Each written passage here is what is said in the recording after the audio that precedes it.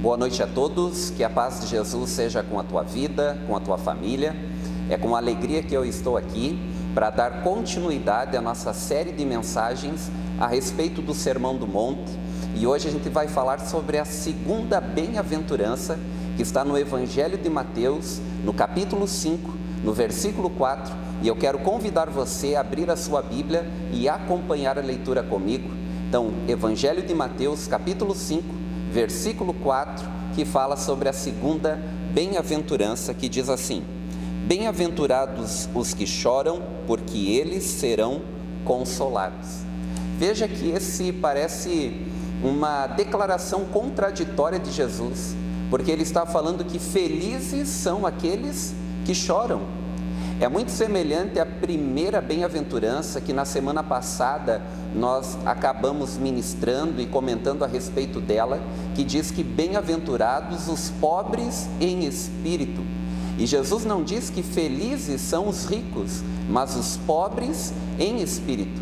Aqueles que reconhecem a sua total dependência de Deus, o quanto precisam de Deus, que colocam a sua confiança em coisas exteriores ou materiais, mas que têm a sua total confiança em Deus.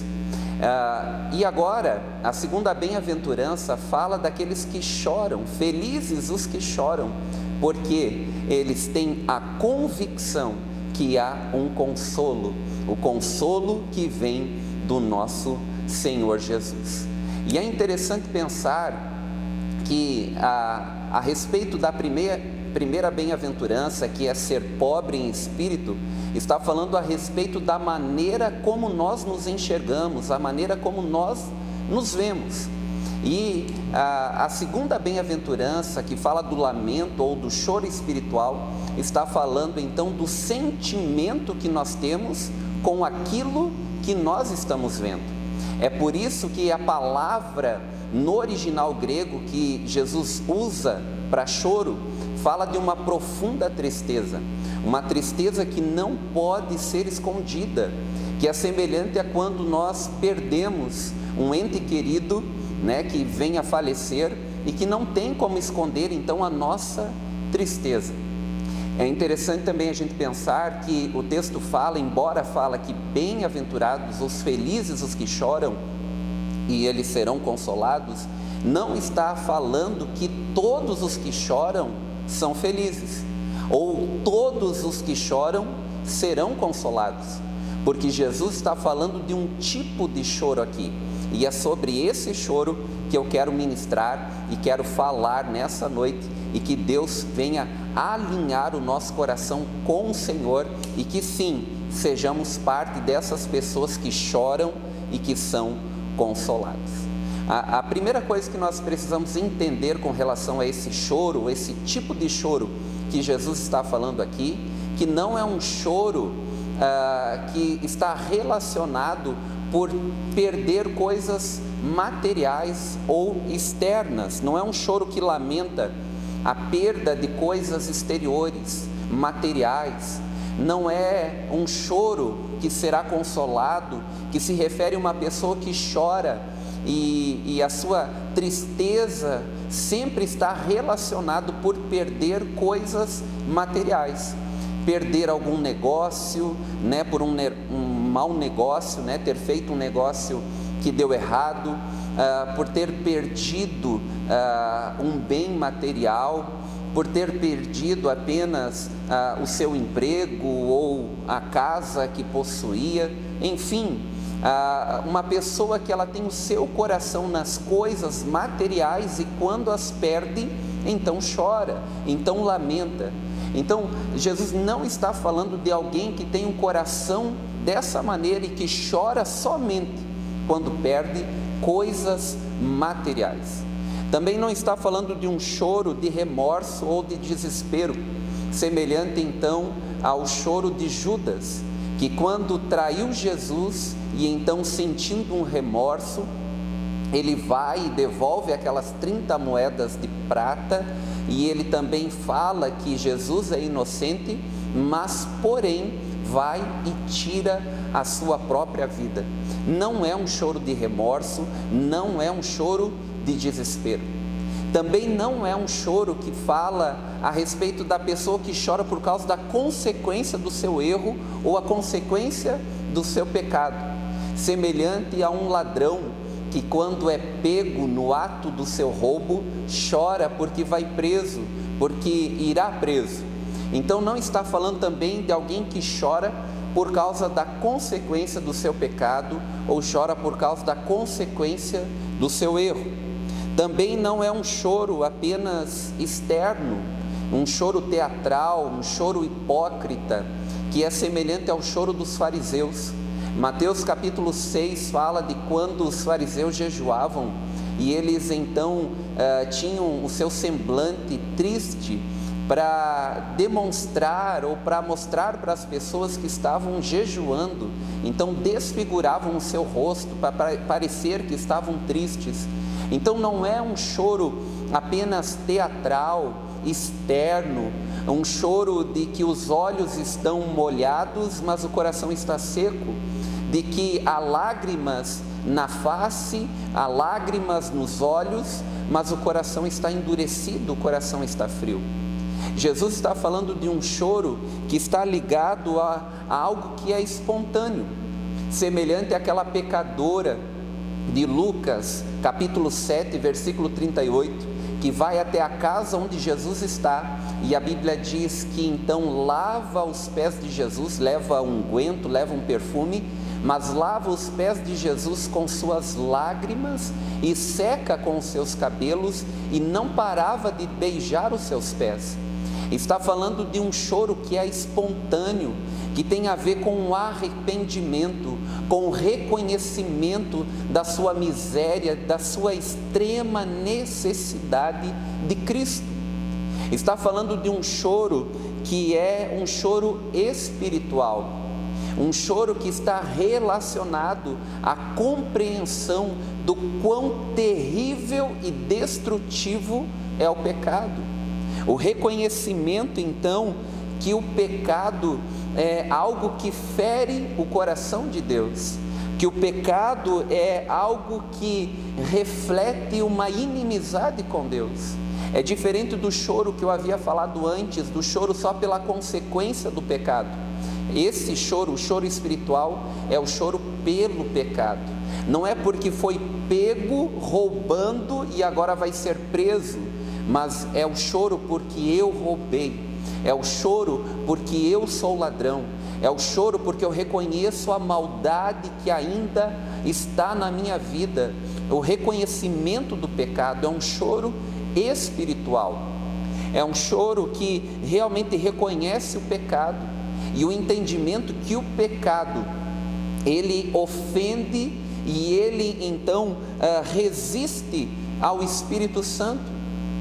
É o reconhecimento que o pecado é contrário à natureza de Deus, que é santo. É o reconhecimento que o pecado nos impede, nos atrapalha, nos priva da comunhão com Deus. Entendimento também de que o pecado, ele é um ato de ingratidão contra Deus. É esse o reconhecimento. É um choro, como a palavra de Deus fala, lá em 2 Coríntios, no capítulo 7, no versículo 10, é um choro de arrependimento. É um choro, como diz o texto, que é segundo Deus, uma tristeza, um choro segundo Deus, não segundo o mundo que leva o remorso, mas segundo Deus que leva o arrependimento para a salvação, que conduz à salvação. Fala de um choro que reconhece a lacuna, a distância daquilo que Deus tem para a nossa vida e aquilo que nós estamos experimentando hoje, ou provando na nossa vida hoje, o quão distantes nós estamos daquilo que Deus tem para nós. É um choro de arrependimento. É um choro também, como fala lá em Tiago, no capítulo 4, quando ele recomenda dizendo: chegai-vos, pois, a Deus, e ele se chegará a vós. limpai as mãos, pecadores, e vocês que têm a mente dividida, purifiquem o coração, entristeçam-se, lamentem e chorem, troquem o riso por lamento e a vossa alegria por tristeza, humilhem-se diante do Senhor e Ele os exaltará.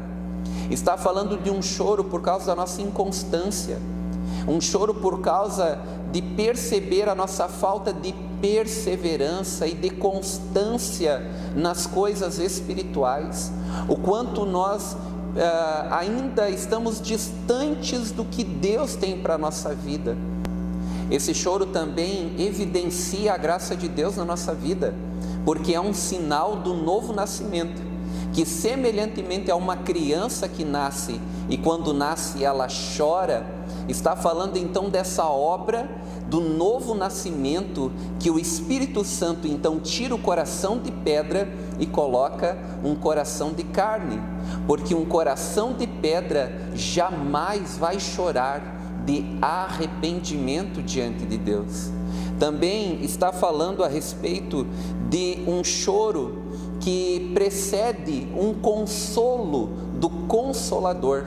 João capítulo 14 fala, Jesus dizendo que ele iria subir aos céus, mas que enviaria outro Consolador, que seria o Espírito Santo da promessa.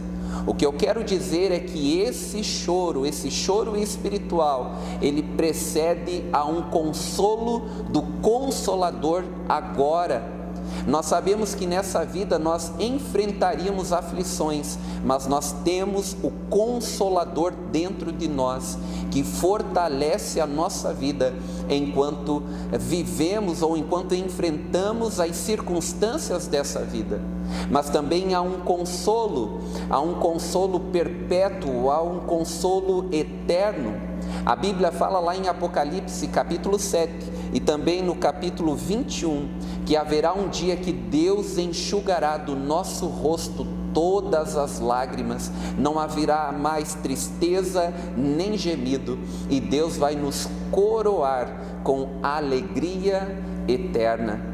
Então também aqui o consolo que nós temos é essa esperança de que um dia a dor vai passar, que a enfermidade não vai mais nos atingir, que nós nunca, jamais iremos chorar, porque essa é uma promessa do nosso amado, do nosso Senhor Jesus, e isso nos conforta, isso nos consola.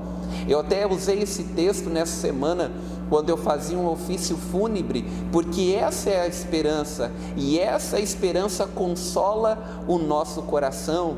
Quem sabe você esteja enfermo, quem sabe você está enfrentando algum tipo de dificuldade, e todas as dores que nós enfrentamos hoje, há uma promessa de consolo pelo Consolador nesse tempo, porque o Espírito Santo está contigo, mas também há uma promessa que nos consola, que nos conforta, que nunca mais, um dia, nunca mais, nenhuma dor, nenhum sofrimento, não haverá fome, não haverá sede, não haverá dor, não haverá sofrimento, e será secado dos nossos olhos toda lágrima para sempre. Esse choro também previne o choro do inferno depois, porque a Bíblia fala lá em Mateus capítulo 8, verso 12, que no inferno haverá choro e ranger de dentes. A Bíblia também fala em Lucas capítulo 6, no versículo 25, Jesus dizendo: ai de vós que riem agora, que estão rindo agora, porque um dia vocês vão chorar e lamentar. Então veja que Jesus está falando que esse choro espiritual de agora, que ele se refere felizes os que choram porque serão consolados, é o entendimento de que aquele que ri agora e que vive a vida a sua maneira, não debaixo do senhorio de Cristo, pode estar rindo agora, porém depois vai chorar e vai lamentar. Melhor é o choro do arrependimento agora do que do desespero depois. O que nós precisamos entender é que Jesus sempre deixa o melhor vinho para o final, diferente do diabo, que apresenta o melhor vinho agora e que deixa o pior para o final.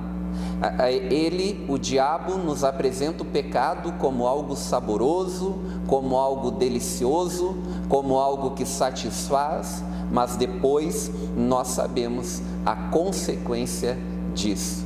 Então que hoje o teu coração e os teus olhos se abram para reconhecer que há um tempo que você não queira deixar para se arrepender depois, ou achar que é cedo demais para se arrepender, para deixar o pecado ou para chorar pelo pecado, porque a Bíblia fala, e eu quero terminar com esse texto, em João capítulo 3, versículo 36, que diz assim: aquele que crê no Filho tem a vida eterna, mas aquele que não crê no Filho não tem a vida, ou não verá a vida, mas a ira de Deus sobre ele permanece.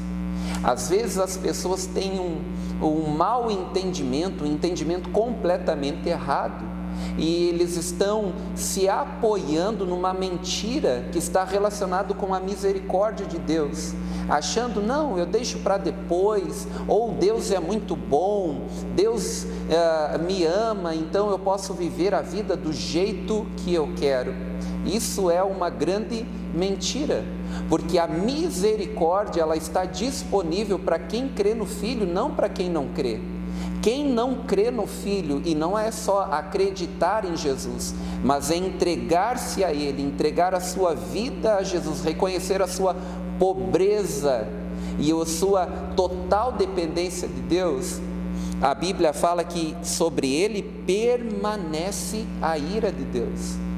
Então que hoje você possa abrir os seus olhos, que o Espírito Santo abra os seus olhos e que você possa entender que o verdadeiro consolo está naquele que pode nos dar a verdadeira vida, que é o nosso Senhor Jesus Cristo.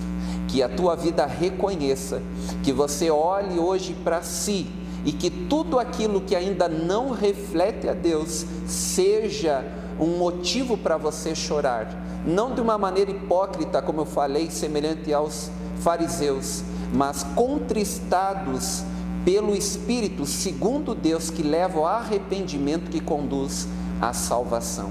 Que Deus nos conduza nesse caminho de arrependimento e nunca nos conformar ou ser consolados por achar que está bom da maneira que nós estamos vivendo, sendo que há uma plenitude, há algo grande, maior que Deus tem para a nossa vida, e que seja para essa direção que eu e você estejamos andando, até alcançar, como diz Efésios 4, a altura, a estatura de varão perfeito que é Cristo, a altura de Cristo. Então há algo pleno e completo para nós, e é para esse lugar, é nessa direção que eu e você devemos estar caminhando dia após dia. Eu quero a cada dia ser mais semelhante a Jesus. Eu quero orar com você, que Deus tenha comunicado verdades ao teu coração e que conduza você a uma transformação de vida, não apenas exterior, mas do interior, que vai revelar a glória de Deus na sua vida, no seu jeito de agir, de viver, em nome de Jesus. Vamos orar? Pai, nós te agradecemos pela tua palavra, sempre poderosa. Nós te agradecemos, Senhor, porque temos a convicção da obra do Teu Espírito. Tua palavra diz que a Tua palavra é Espírito e vida, e eu oro, Deus, para que no nome de Jesus não seja apenas uma palavra, não seja apenas letra, mas Espírito e vida. Eu oro para que o Teu Espírito, Senhor, possa levar os Teus filhos ao convencimento de pecado, ao reconhecimento, quem sabe, de falhas, e à transformação que é operada pelo Teu Espírito em nossa vida. Nos conduz, Senhor, a um lugar de restauração. Nos conduz, Pai, conduz cada um, Senhor, dos Teus filhos e de todos os nossos amigos que assistem este culto e que estão orando juntamente comigo. Leva, Senhor, a um lugar de conversão, de transformação, Senhor. Se alguém ainda, Pai, que está ainda preso ao pecado, Senhor, que haja uma revelação no Espírito deles, Senhor, o entendimento de quem são, um testemunho interior pelo Teu Espírito, no espírito deles, de que são filhos de Deus, abandonando toda a vida de pecado e desejando viver a liberdade em Cristo Jesus. Eu oro, Pai, para que cada um dos nossos irmãos também sejam fortalecidos na sua fé e que no nome de Jesus, Senhor, possamos caminhar na direção de Cristo, Senhor, sempre caminhando para a plenitude daquilo que o Senhor tem para nós. Sabemos que o Senhor tem mais e nós queremos mais da Tua vida sobre a nossa vida, mais da Tua zoe, da Tua vida verdadeira sobre nós. Nós queremos revelar a Tua glória, Senhor, e realmente refletir a Tua imagem. Eu abençoo os Teus filhos nessa noite e libero sobre eles, Senhor, toda a sorte de bênçãos que estão em Cristo, que no nome de Jesus, Senhor, os Teus filhos sejam fortalecidos e consolados, confortados por esta palavra, Senhor, nessa noite, Deus. Eu abençoo a vida deles no Teu nome e Te agradeço pela Tua obra e a Tua graça tão disponível a nós. Um abraço, Deus abençoe a sua vida, uma excelente semana e até domingo que vem.